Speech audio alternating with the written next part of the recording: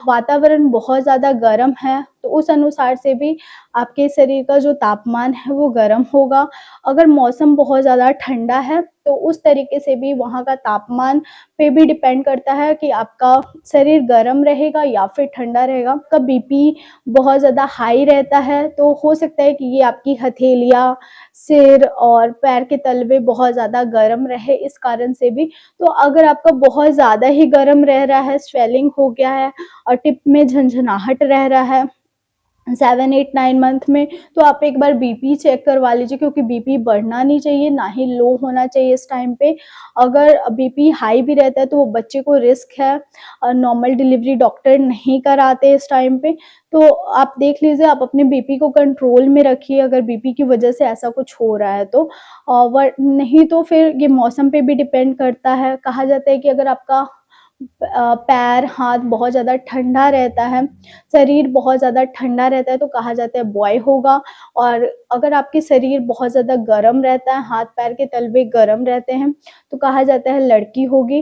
तो ये डिपेंड करता है मौसम पर भी, और साथ ही साथ आप कितना क्या खा रहे हैं। अगर आप बहुत ज़्यादा गरम खा रहे हैं, क्योंकि तीसरी तिमाही में बहुत लोग बोलते हैं गरम तासीर वाली चीज़ें खाइए ताकि नॉर्मल डिलीवरी होगी। अगर आप बहुत ज़्यादा गरम खा रहे हैं तो इसकी वजह से भी आपके हाथ-पैर गरम हो सकते हैं।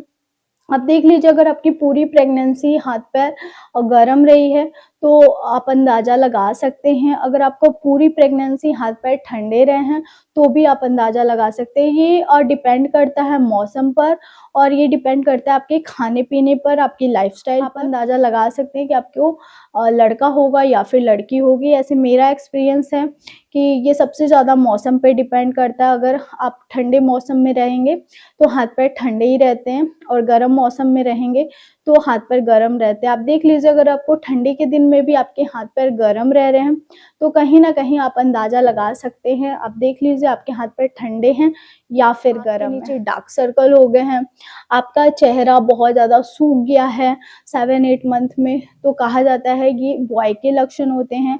मतलब शारीरिक बदलाव इतने ज़्यादा होते हैं जिनकी वजह से आपको टेंशन होता है। दूसरा ये होता है कि आपको डिलीवरी का भी टेंशन होता है कि कैसे होगा, नॉर्मल होगा या फिर सी सेक्शन होगा, तो इसका भी टेंशन आपको रहता है।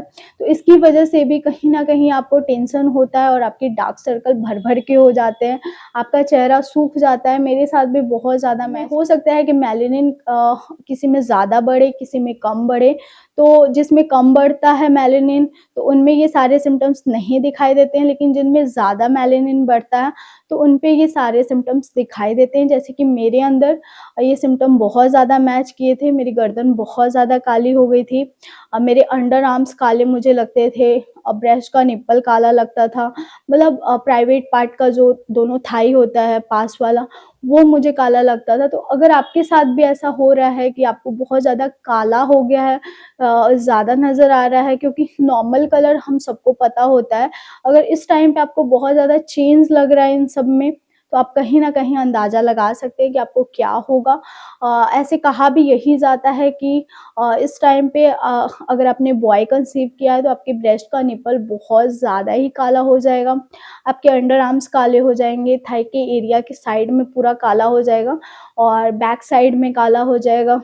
तो आप देख लीजिए, अगर आपको काला फ़ील हो रहा है तो आप अंदाज़ा लगा सकते हैं, सिर्फ़ और सिर्फ़ अंदाज़ा लगा सकते हैं।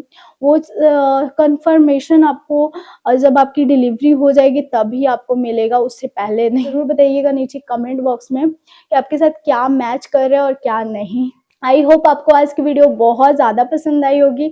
अगर हाँ, तो मेरी वीडियो को थम्स अप ज़रूर दीजिएगा।